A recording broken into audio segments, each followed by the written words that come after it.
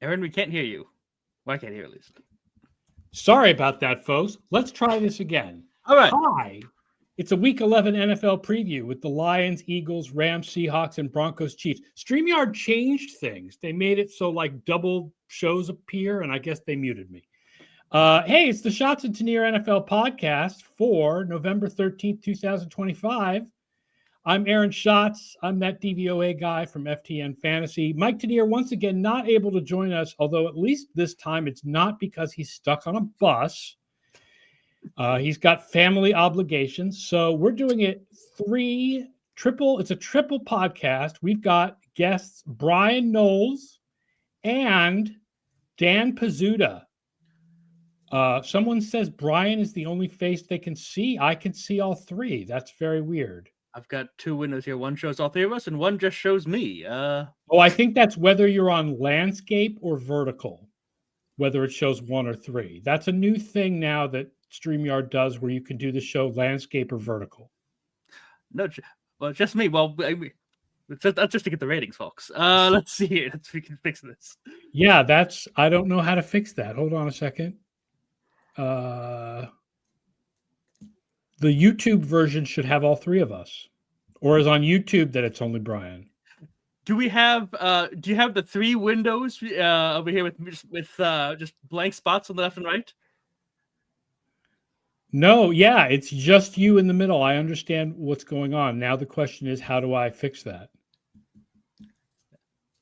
Well, yeah, I'll try to be all three people. Over here, I'll be Aaron. Over here. Whoa, now I'm zooming in. All right. Hold on. I'm trying to fix this. This is StreamYard decided to change things on us. I apologize to people who are listening as a podcast because you're probably wondering what the heck is going on. Well, that didn't work. I think I know. I think it's because we're vertically three. So you can see the bottom of me slightly above Brian. How do we get rid of that? Yeah.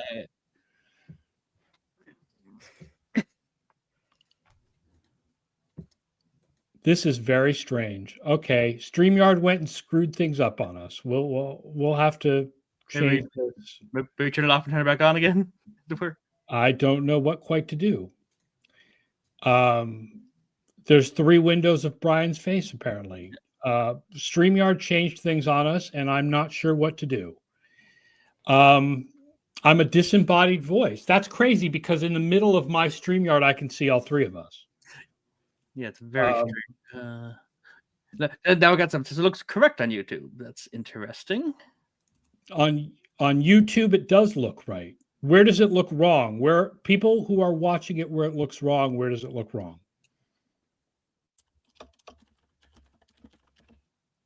Interesting. Maybe it has to do with whether you're on a phone or not. I'll have to check it in the future and figure out. But apparently on computer, on YouTube, it's fine, or on YouTube it's bad. No, YouTube is. I only see Brian. I just this is okay. Yeah. I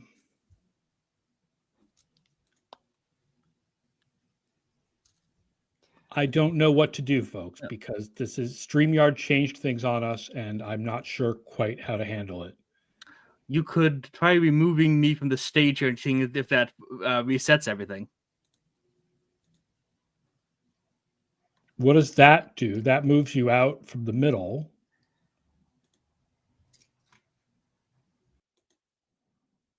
No, the problem is that we're vertical with each other. So you can probably see me now, the people who only see one. This is not good content, unfortunately. Well, when we get going, we'll talk about the good games. This is more emblematic of the quality we're going to see in like Jets, Patriots, and stuff like that. Yeah, you've enjoyed the Jets and Patriots. We have the real problem here where StreamYard changed things, and I have no idea how to fix it. 1 moment. And I'm not sure what to do because I don't know if we should just continue the show or if we should. Or if we should or we need to stop it and fix it. All right, we'll continue the show, and right. edit this out of the podcast, hopefully. I apologize to the visual. I apologize to people who are watching us visually. But we have such good games. This is a shame because we have such good games to talk about this week. I have to do the sponsorship first, which is that this show is sponsored by Underdog. Underdog is available in 40 states, Washington, D.C., and Canada, and it works better than StreamYard. It is the easiest place to make picks on your favorite player stats and win cash prizes. Play your first $5 on Underdog and get up to $100 in bonus funds or entries when you sign up with code FTN. Terms apply, and as always, please play responsibly.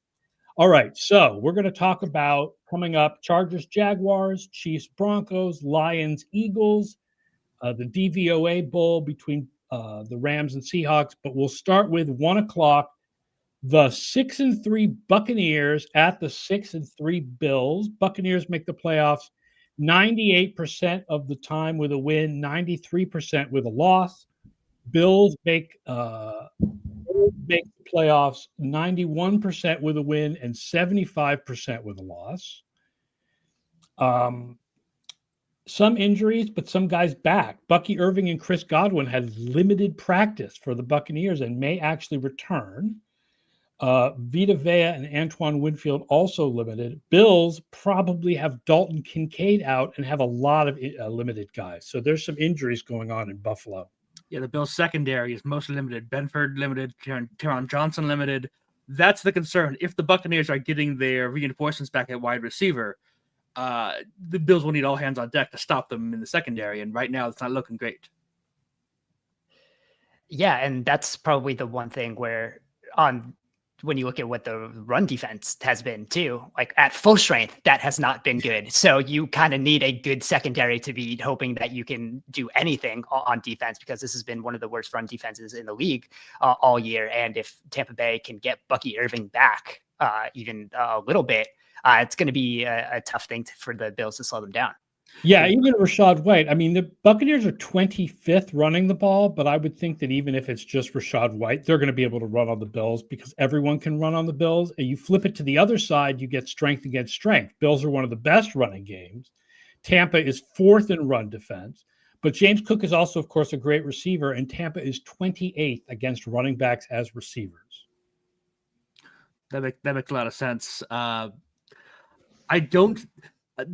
But Buffalo is also coming off of this horrendous game against Miami, like one of the worst offensive performances I've seen from them in a long time.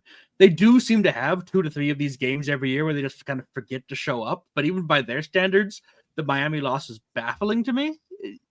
It just didn't make any sense because it felt like the offense hadn't been introduced to one another for the game. They didn't quite understand. Like no one was on the same page as anybody else. Yeah, it kind of feels like the Bills are running the Chiefs offense from the past 2 or 3 years, but they don't have the defense to let them get used to it and get all these kinks out that they've had. So I think especially if this run game can't work, when you're getting the Bills into third down and especially third and long, that's when Josh Allen has negative DVOA on third down this year, which is wild. That's not the type of Josh Allen we think of at all. And it's, third and medium, third and long. And the Bills have the second lowest average yards on third down, which has helped them. But if you're getting them into these third and mediums, third and longs, they're just not the Bills that we're used to. The Bills, the Dolphins game, you think the Dolphins might have an offense. It was the Dolphins having a defense that was the shock. And I'm writing for ESPN about off-season needs for teams. And for the Bills, again, I put wide receiver because I know Brandon Beane hates this, but people are going to be complaining about the lack of a number one receiver until they either get a number one receiver or win the freaking Super Bowl. Pretty much. Yeah. And it's one of those things where not having a number one receiver is fine when the offense is kind of humming, as we even saw last year. But when they are in these situations where they really need someone to go to, which they've just been in more this year, they don't have that guy. And that's where we've really seen that come out as a weakness. I pointed out last week before the Bucs-Patriots game that you want to attack the Buccaneers on the right side of the field because Jamel Dean is having such an awesome season. And Josh Allen has been better throwing to the right or the middle than the left this year. The Patriots got their big plays, like that Kyle Williams play was on the right side. So, I mean, I guess the good thing about the Bills, not having a number one receiver is there's no one that they feel like they have to throw to. They can throw to whoever's not going against Jamel Dean. Yeah. But the lack of someone you can turn to in these third and long situations is just that's their fatal flaw. And I think that's what Kincaid would be that guy. But if Kincaid's out, then they don't have that guy. I think whether the Bills can get pressure on the other side is a big deal. Joey Bosa actually leads the league in pressure rate according to ESPN, but the Bills are 26th in pass rush win rate. The other thing that's interesting is Baker Mayfield against man and zone is kind of a crazy difference this year. He has 4.4 yards per play against man and 8.3 yards per play against zone. Wow. My guess, without looking at those numbers, is that that's also going to be highly correlated to which receivers he happens to have available on any given week, because Mike Evans, Chris Godwin slightly better at breaking down man coverage than some of the depth receivers have had to turn to. That's the one thing, because I did success rate on quarterbacks for FTN this week, and Mayfield has so many failed completions in the weeks where he's been missing guys. So the chance of Godwin returning and Bucky Irving returning makes this, I think, back into that top 10 offense we saw for the first couple of weeks. And that's the worry against Buffalo here. That this is the Bucs we saw at the beginning of the year. That's the one we've seen the last couple of weeks. If Godwin is Godwin, if he's back and he's good, and Egbuka is Egbuka, whoever's on Tre'Davious White is probably going to feast. Yes. Yes, he's been bad this year. The line is Bills minus 5.5 at home. I'm a little surprised that the line is that big, given the way the Bills have been playing. Yeah, it feels high. Like a lot of our stats, the Vegas has a long memory, and they don't overreact to the last game. But I would pick the Bucs plus 5.5 to cover. It's supposed to be wet, cold, and windy, which I think does benefit the Bills a little bit. Yeah, I think that's going to benefit. It points towards running game. Yeah, exactly. I feel like the Bills have to win, and that's a terrible reason to put money on one side or the other, but this feels much more important for them and their future, just kind of from a vibes-based level as much as anything else. I think I kind of like the Bills to regroup, and the Dolphins game was a trap game. They lost their focus. Now it's time to show that if you are a contender, you win this kind of game. So I think I'll take the Bills, and then I know who to take seriously if they don't win. Yeah, that's true. 5.5 just seems like a lot. So I think I would lean Tampa Bay just because of that line. If it was, a 2.5, which is kind of shows that, these are even teams, which I think they are by DVOA. I would probably, lean more toward the Bills, think of them winning, but 5.5 just feels like a real big line for this game. Yeah. All right. The other good 1:00 game, I mean, not the only good 1:00 game, but the other one we're going to talk about is the most important game for playoff odds so far for this entire season. And that is the 7-3 Chargers at the 5-4 Jaguars. Listen to these gigantic differences in leverage. If the Chargers win, they go to the playoffs 91% of the time, and the Jaguars are at 19%.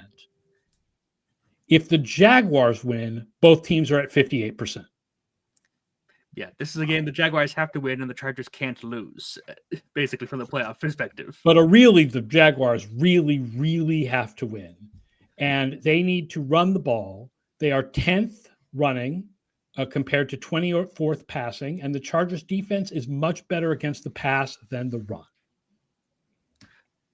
The Jaguars are 1-3 in the last 4 games. I mean, 2 of those are against Seattle and Los Angeles, so understandable. But they had that collapse against Houston. They only beat the Raiders by 1. This is a team that is on fire and spiraling downwards. Going on, this is something they not on fire in a good way. No, on fire in a like, oh look, we imploded and now we're on fire. On fire in a actually on fire sort of way. Yeah. If they don't win this, this is kind of like feels like their season to me. They have to get back on track now. They have to figure out a way to stop this skid before it gets too big. Because just the vibes, the energy you hear out of Jacksonville, they sound like a defeated team. They need to get back in the positive column soon. Andrew Daly says the Jaguars have the worst non-rookie quarterback in the NFL. That seems like Justin Fields' erasure. But I will say that it does feel like it's time to stop expecting Trevor Lawrence to be the thing we want him to be that he just isn't. Yeah, I have here 29th in DVOA when not pressured, which feels not great. No. It's very hard to run an offense that way, and we'll get to another quarterback later who is worse. But it just kind of feels like there's not a lot that Jacksonville does well on offense, at least well consistently. And I think it's been very hard for them to finish games, as we saw against Houston, where they just don't have something they can rely upon, especially, I would say with someone like Brian Thomas Jr. out, but when Brian Thomas Jr. has been in, he hasn't really been able to catch the ball either. So I just think there's really a lack of something that the Jaguars on offense can just consistently rely on, do well to make sure. Yeah, last year it was Brian Thomas Jr. Last year was Brian Thomas Jr. they could rely on, but Thomas has had all kinds of problems this year, and then he's had injuries. He's limited in practice, probably returning this week. Chargers do allow a lot of passes to wide receiver ones, but they shut down other wide receivers. So Thomas is really important this week. Thomas and Thomas's hands are really important this week. The drops, I know it's been Brian Thomas this year, but this has been a problem throughout Trevor Lawrence's time in Jacksonville. Receivers being unable to catch these balls over the middle, these intermediate routes. And some of it is bad luck, some of it is having bad receivers. But it also feels like Lawrence is not just throwing a catchable ball. He's a step ahead, he's a step behind everyone. He doesn't have any of this chemistry with the receivers that you expect someone with his draft pedigree in it to have. And we keep being told that, it's going to happen. And we haven't seen it. He's now either the worst good quarterback or the best bad quarterback. And I'm not sure which one. Yeah, I think he may have moved from one to the other. Yeah, over the course of this year. The other thing I wrote down, surprisingly strong Jaguars pass rush, 8th in pass rush win rate, and the Chargers are 31st in blocking. Yet, the Jaguars could not bring pressure against the Texans last week, who may be the only offensive line in more shambles than the Chargers or Bengals. What the heck? Yeah, that's the thing. The Chargers have no tackles left, and the Jaguars, you would think on paper the Jaguars should be able to pressure Herbert, not let them get anything going, and yet they just can't. Yeah, well, we'll see, because the last week, Justin Herbert had, per FTN, 1.9 seconds time to throw, 2.36 time to pressure, still was pressured on 40% of his dropbacks. So the Chargers were doing absolutely everything they could to not have Justin Herbert pressured last week, and he was still getting pressured. So I think there is still going to be potentially a lot of that, especially with the Jaguars' 8th highest blitz rate, 10th highest on early down. So they're going to try to bring that pressure. I think that's how the Chargers are able to handle that is, I think, going to be a big key of how that side of the ball plays out. Andrew Daly says the Chargers mitigated an O-line disaster by throwing some good screens, and that would seem to be a good recipe against the Jaguars' blitzes. Yeah, you would think so, but there was still a lot of pressure outside of that when the Chargers did realize that that's what they had to kind of lean on. So the non-screen dropbacks, I think, are going to be fascinating in this game. This is another game where the two teams are very close in DVOA. I know we feel like the Chargers are much better because the quarterback has been much better, but they're actually 14th and 16th, so they're close to each other. And the line is only Chargers -3 in Jacksonville. I just feel like even above and beyond the DVOA, the Jaguars do not match up well with the Chargers. What the Jaguars have been doing does not really attack the Chargers' weaknesses. And like I said, they couldn't get pressure against Houston. I'm not sure that they can get pressure against the Chargers, despite the tackle injuries, despite how hairy they were. Because the Chargers did handle it last week. They figured out a way to make it a functional offense with some tackles they found off the streets. Yeah, it's probably going to be that heavy screen game, which probably takes away the Jaguars being able to force turnovers like they've been able to do on defense. So if the Chargers aren't really going to play into that, I do think this is potentially just the Chargers are able to play a little more of a ball control without, running the ball, do it with a bunch of those screens. And that's probably, how they keep the ball and win.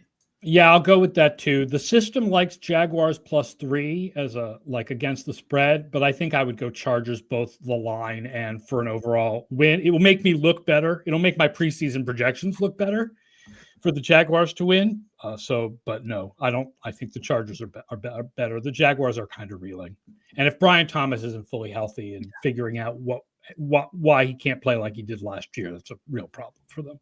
They may get Brenton Strange back. That is the one positive for them. That's a real help for their running game if they're going to run a lot on the Chargers. But I think the Chargers are better. All right, let's move on to the DVOA Bowl, kids. It's the 4:00 game that unfortunately is not viewable by much of the country.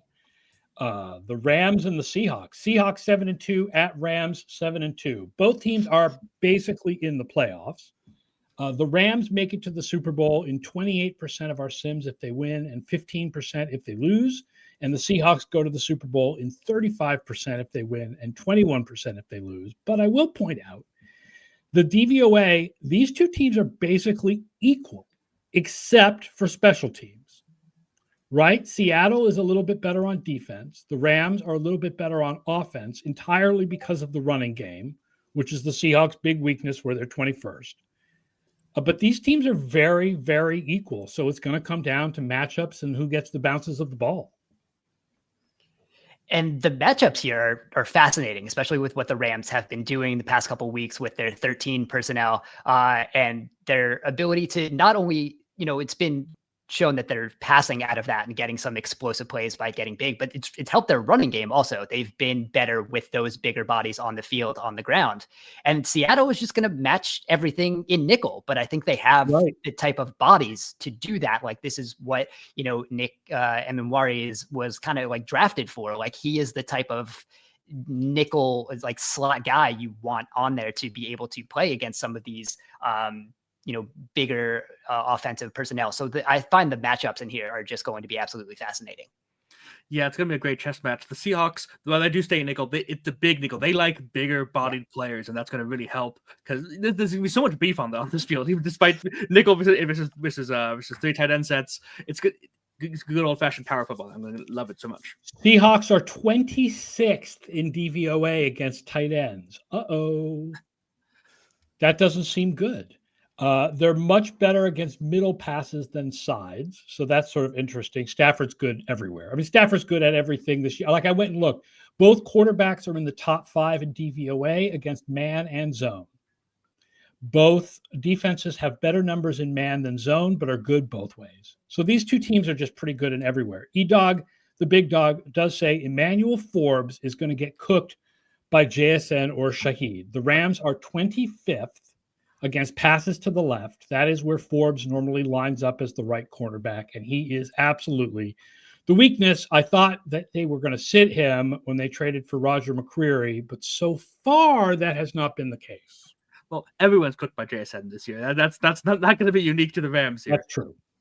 Yeah. Well, that the outside corner has just been the weakness overall for the Rams. 26 in DVOA for receivers lined up on the outside. And even if you are now shadowing JSN or putting some more cloud coverage on him, this is the Rashid Shaheed game. Like this is kind of what you got him for, to be able to throw deep. And these are two offenses that throw deep at some of the highest rates in the league. These are two defenses that, while they've played really well, are about middle of the pack in completion percentage allowed on these deep throws. So I think this is kind of where you're going to be testing these defenses a little bit. And as good as JSN is, having Shaheed and that actual like real vertical threat, I think is going to be big for Seattle in this game.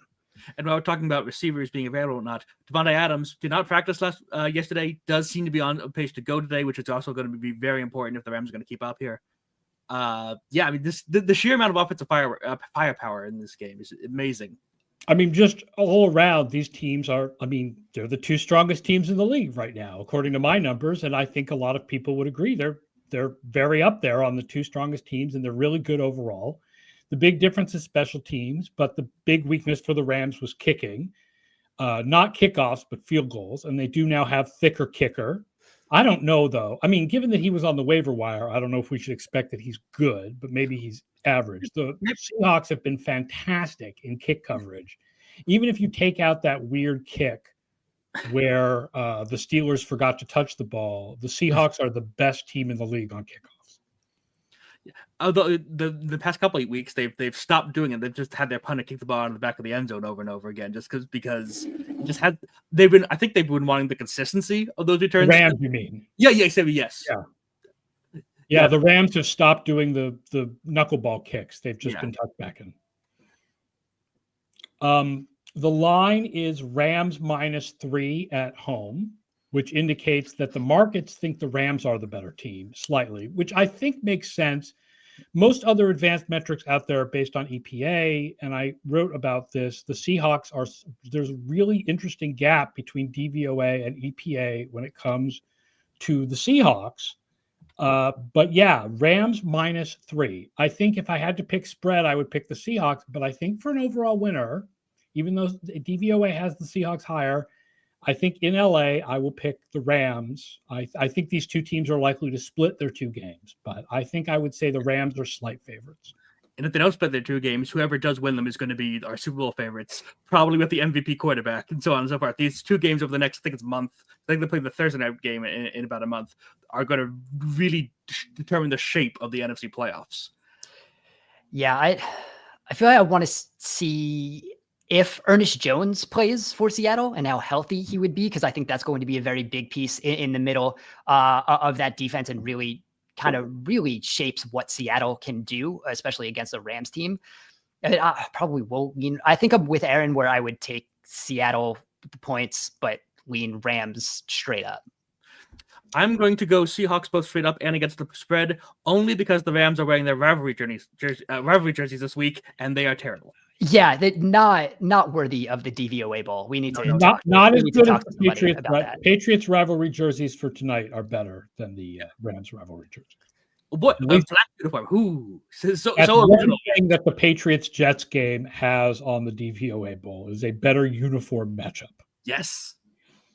The other big 4 p.m. game, and this is the one that people thought was going to be big before the season, therefore it's in the 4:25 window, it's going out to most of the country, is the 5-4 Chiefs at the 8-2 Broncos. Chiefs make the playoffs 88% of the time with a win and 64% with a loss. They win the division 48% with a win and 9% with a loss. The Broncos make the playoffs probably either way, but they win the division 75% of the time with a win and only 33% of the time with a loss. So clearly, whoever wins this game becomes the divisional favorite, no matter what the Chargers do. And if the Chiefs lose, they no longer control their own playoff fate. They could theoretically win all the rest of their games and still miss the playoffs. They have terrible tiebreakers. They can kind of only afford to lose 3 more games this season, and they play the Broncos twice, the Colts once, and the Chargers once. So I think they're going to make the playoffs. You think they're going to make the playoffs? We all think they're going to make the playoffs. At some point, they have to start beating some teams. The market still has the Chiefs as the Super Bowl favorites, not just think they're going to make the playoffs. They are still the Super Bowl favorites no matter what seed they get. Yeah, well, the current 8th seed Chiefs are going to do really good there. I will point out, by the way, running back injuries are a big story for this game. Pacheco did not practice because of a knee injury for the Chiefs, and J.K. Dobbins is probably out for the Broncos. So time to cash in that R.J. Harvey stock against the Chiefs, who rank dead last in ESPN's run-stop win rate. Yeah, that's been, if the Broncos can run the ball, that's going to be a big piece in this because they have not been able to pass the ball consistently. And when we talked about the quarterback who was worse when not pressured, Bo Nix is your 30th in DVOA without pressure. And I think we just kind of see that he's unsettled. It's very much the opposite of last year, where he could only play when not pressured, and he was the worst quarterback under pressure. This year he's 3rd in DVOA under pressure, but the problem is negative DVOA when you're under pressure. So it still has not been very good. So the way he's unsettled with his feet, and I think the Chiefs are going to do a lot of things just to unsettle him. They're 3rd in the rate that they use stunts. And I think that's going to be stunts and sims. So I think they're just going to do a lot of changing the picture. I think we're going to see a lot of unsettled Bo Nix. I think we might see some turnovers. And I think that's how the Chiefs really kind of dominate this game. Do you think Steve Spagnuolo does stuff like that? I don't know, man. Knicks, last year, Knicks led the league in failed completions. He's still in the top 5 this year, but his incompletion rate has shot up as well. Yeah. So he's replacing some of these failed completions with incompletions, and it's better to get 2 yards than no yards. This is a deep, advanced analytical point we're making here. I think one of the interesting things for me to flip it to the other side is the whole question of whether you should play man or zone against Mahomes. Denver is obviously a heavily man team, but there's no Pat Surtain now.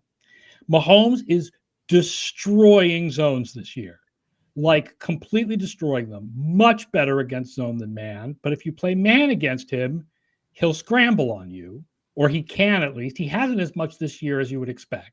The Broncos, though, are allowing just 4.8 yards per carry on scrambles, which is second in the NFL. Yeah, I think if you're the Broncos, you got to stick with what you do well, even if it doesn't match up perfectly against the Chiefs. You have your defense is what got you here. Stay with what you do.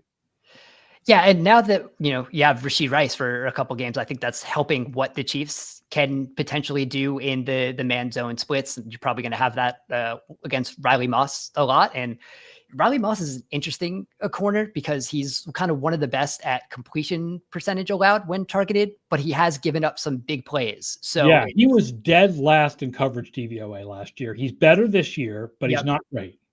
Yeah, so he has forced some more incompletions, and he's been fairly good at that. But when the ball is being caught by the receiver he's covering, it has gone for some big plays. So I think we might see some big, Rashee Rice, who's had like a 28% target share, I think, in the 3 games that he's been back. So that adds just another dynamic, especially when you add in, what the Chiefs have been able to do, being more willing to throw deep with, Tyquan Thornton and Marquise Brown, who are not the guys we would have expected. No, Patrick Mahomes finally saying, yeah, I'll throw deep to these guys. But that's kind of what we've seen. Weird.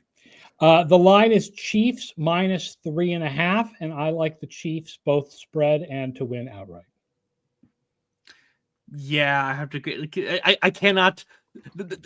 I look at the defense and I can see start to build something there for the Broncos, but that's I'm putting money on Bo Nix to succeed in the first 3 quarters, and I just get too cold feet to do that. Yeah, I find it's a very difficult path for the Broncos offense to pull something out where they are comfortably in a lead in this game. So yeah, Chiefs on both accounts. We'll take a quick fantasy question. We're not usually good at fantasy questions, but I have a clear answer to this one. George wants to know Luke Musgrave or Pat Freiermuth.